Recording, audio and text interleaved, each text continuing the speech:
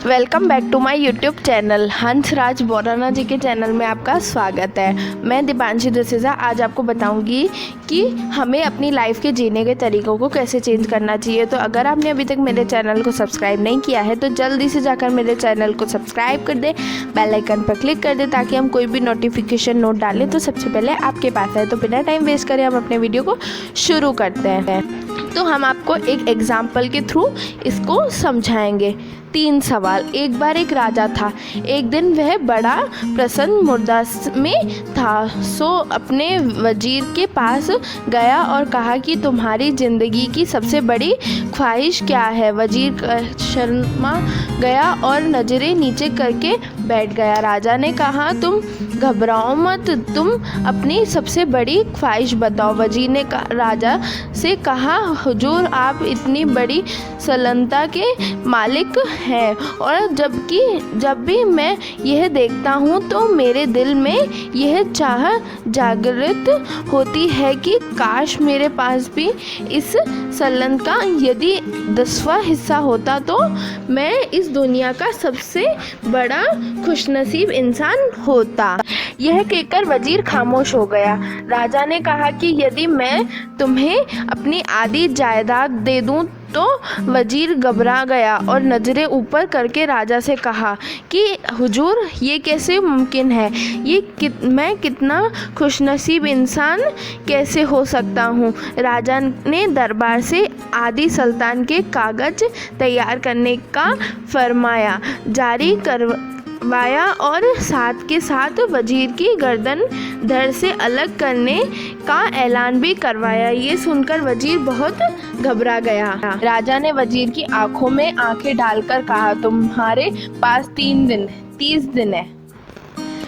इस 30 दिनों में मैं तुम्हें मेरे तीनों सवाल के जवाब पेश करना है।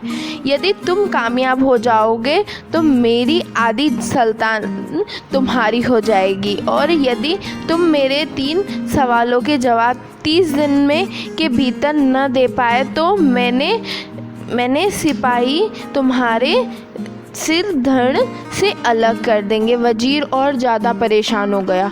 राजा ने कहा मेरे 3 सवाल लिख लो। वजीर ने लिखना शुरू किया। राजा ने कहा पहला सवाल, इंसान की ज़िंदगी की सबसे बड़ी सच्चाई क्या है। दूसरा सवाल, इंसान की ज़िंदगी का सबसे बड़ा धोखा क्या है। तीसरा सवाल, इंसान की ज़िंदगी की सबसे बड़ी कमज़ोरी क्या है।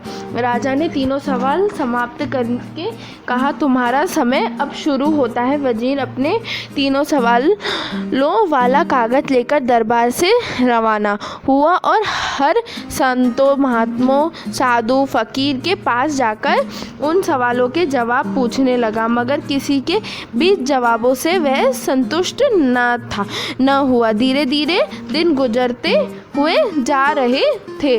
जब उसके दिन रात उन तीनों सवालों को लिए हुए ही गुजर रहे थे। हर एक गांव में जाने से उसके पहले लिबास फट चुके थे और जूते के चलवे भी फटने के कारण उसके पैर में छाले पड़ गए थे। अंत में शर्त का एक दिन शेष रहा।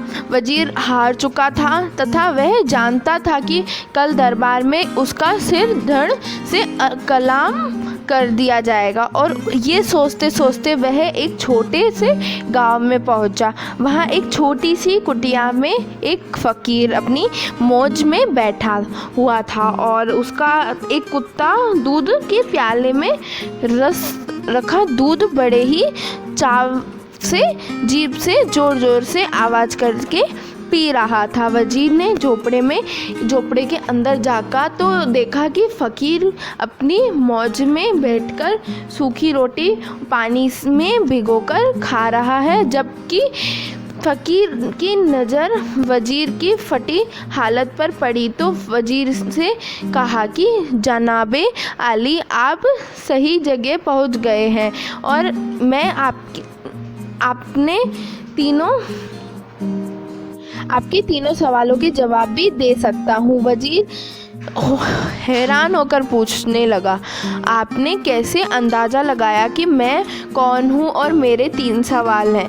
फ़कीर ने सूखी रोटी कटोरे में रखी और अपना बिस्तर उठाकर खड़ा हुआ और फ़कीर ने सूखी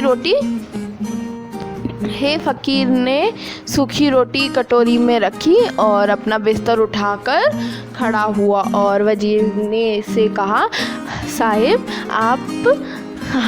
अब आप समझ जाएंगे। वजीर ने झुक कर देखा कि उसका लिबास बहु वैसा ही था जैसा राजा उसको भेंट दिया करता था। फ़कीर ने वजीर से कहा, मैं भी उस दरबार का वजीर हुआ करता था और राजा से शर्त लगाकर गलती कर बैठा।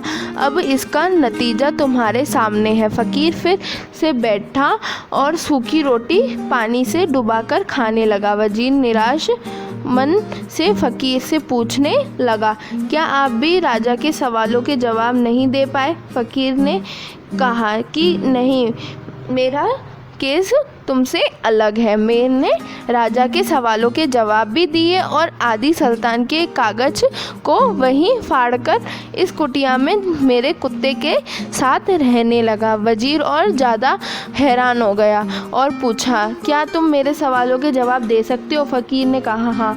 मैं सिर हिलाया और कहा, मैं आपके 2 सवाल के जवाब मुफ्त में दूंगा, मगर तीसरे सवाल के जवाब में आपको उसकी कीमत अदा करनी पड़ेगी। अब वजीर ने सोचा, यदि बादशाह के सवालों के जवाब न दिए तो राजा मेरे सिर को धड़ से अलग कर देंगे, इसलिए उनसे बिना कुछ सोचे समझकर फ़कीर की शर्त मान ली। फ़कीर ने कहा, तुम्हारे पहले सवाल का जवाब है मौत। इसके इंसान की ज़िंदगी की सबसे बड़ी सच्चाई मौत है। मौत अटल है और ये अमीर गरीब राजा फ़कीर किसी को नहीं देखती है। मौत निश्चित है। अब तुम्हारे दूसरे सवाल का जवाब है ज़िंदगी। इंसान की ज़िंदगी का सबसे बड़ा धोखा है ज़िंदगी। इंसान ज़िंदगी में झूठ, फरेब और बुरे कर्म करके इसके धोखे में आ जाता है। अब आगे फ़कीर चुप हो गया। वजीर ने फ़कीर के वायदे के मुताबिक शर्त पूछी तो फ़कीर ने वजीर से कहा कि तुम्हें मेरे कुत्ते के प्याले का झूठा दूध पीना होगा।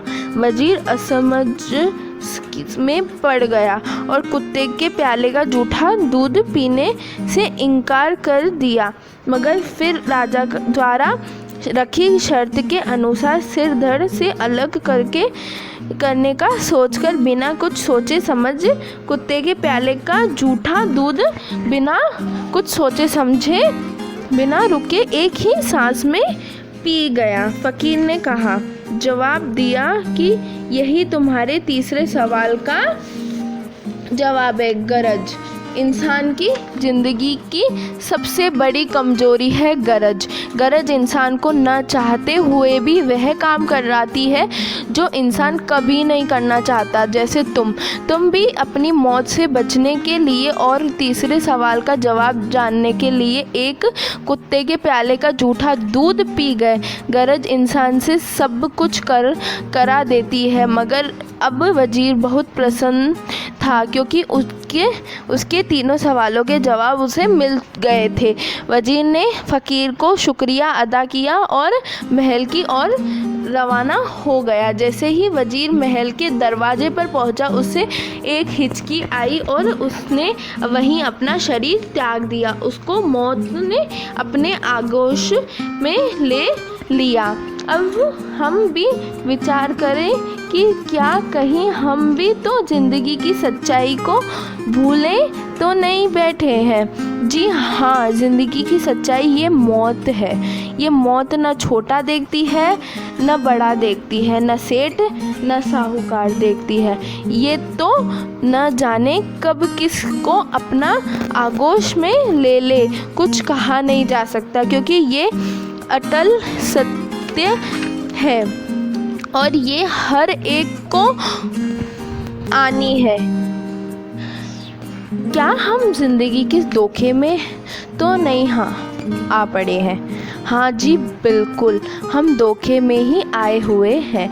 हम ज़िंदगी को ऐसे जीते हैं जैसे ये ज़िंदगी कभी ख़त्म ना होगी। हम ज़िंदगी में हर रोज़ नए नए कर्मों का निर्माण करते हैं। इन कर्मों में कुछ अच्छे होते हैं तो कुछ बुरे। हम ज़िंदगी के धोखे में ऐसे फंसे हुए हैं, कभी भूल से भी मालिक का शुक्र नहीं करते हैं, कभी सच्चे दिल से मालिक का भजन सिमरन नहीं करते हैं, बस ज़िंदगी का काटे जा रहे हैं। क्या हम भी तो ज़िंदगी की कमज़ोरी के शिकार तो नहीं बने बैठे हैं? जी हाँ, हम सभी गरज के तले दबे हुए हैं। कोई अपने परिवार को पालने की गरज में झूठे फरेब की राह पर चलने लगता है, तो कोई चोरी और लूटपाट, और हम सभी गरज की दलदल में फंसे हुए हैं।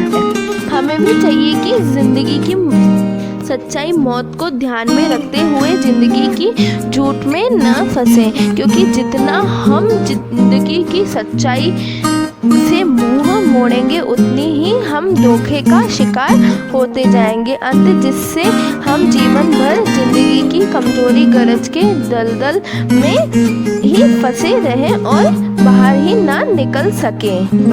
इसलिए समय रहते हुए मालिक का भजन सिमरन करते रहें और मालिक को याद करते हुए उनका शुक्रिया अदा करते रहें, क्योंकि न जाने कब मालिक का फरमाया आ जाए। तो अपनी लाइफ अच्छे से जिए, अपनी लाइफ को एंजॉय करें और गॉड का हमेशा थैंक्स करें फॉर एवरीथिंग। तो अगर आपने अभी तक मेरे चैनल को सब्सक्राइब नहीं किया है तो जल्दी से जाकर मेरे चैनल को सब्सक्राइब कर दें, बेल आइकन पर क्लिक कर दें, ताकि हम आगे कोई भी नोटिफिकेशन नोट डालें तो सबसे पहले आपके पास आए। Thank you for watching my this wonderful video.